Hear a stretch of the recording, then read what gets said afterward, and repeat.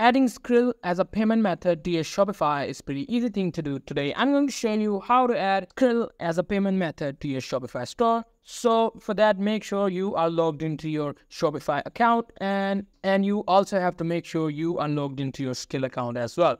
After doing both of the things, you just have to go to the Shopify, and in Shopify, you just have to click on this setting icon. What it will do is it will take you to your setting, and here you have to click on this payments option. After clicking on the payments option, you will see an option for add payment. You just have to click on that add payment option. After clicking on that add payment option, you will see a page something like that. Now here you have to click on search by provider and search for Skrill.